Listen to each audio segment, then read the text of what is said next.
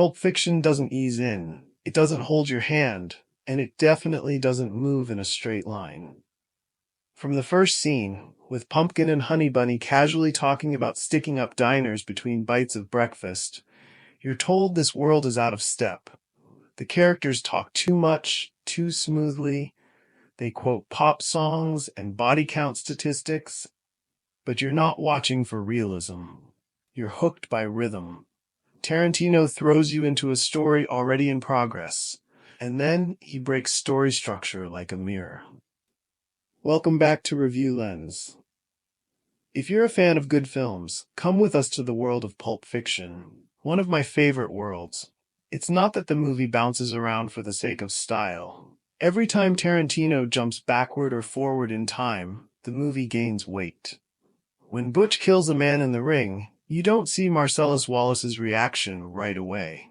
Instead, you meet Marcellus earlier, through body language, silence, power.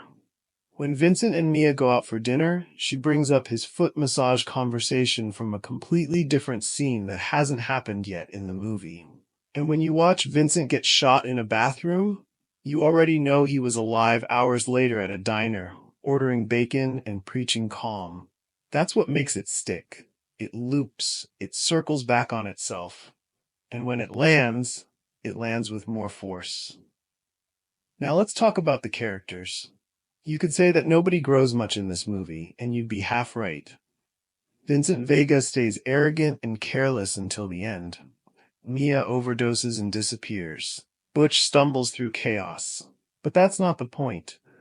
Tarantino's characters don't change in the typical movie sense.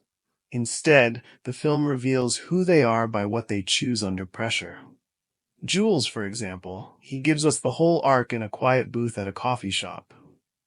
Here's a man who sees a bullet miss inches from his head and calls it divine intervention. He doesn't get louder, he gets still. And then comes that beautiful reversal. The hitman finds peace, while the other guy, Vincent, doesn't change and gets gunned down off screen.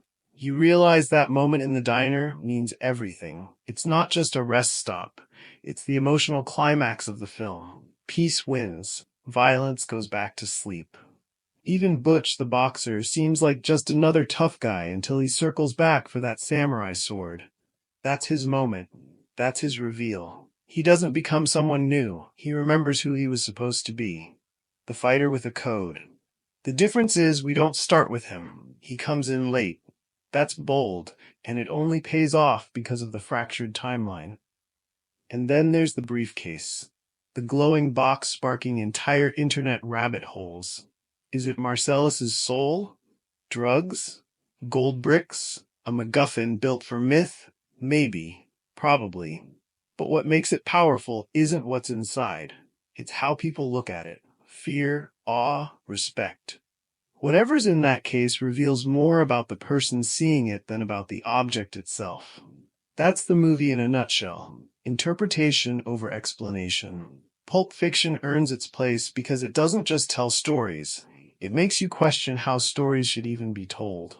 And maybe more than that, it asks us to believe that meaning can come from randomness, value can exist in silence, and sometimes what happens off-screen matters more than what's on it. At the end of the day, this movie built its own language.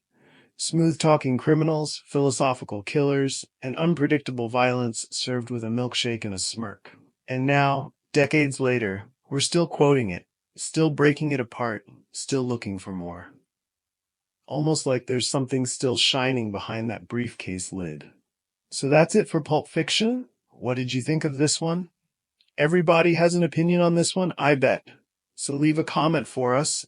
And thanks for watching, and don't forget to like, share, and subscribe for more reviews and deep dives into great movies. And as always, see you on the next one. Save us a balcony seat and extra butter on the popcorn. And you know what they call a quarter pounder with cheese in Paris? What do they call it? Royale with cheese. Royale with cheese.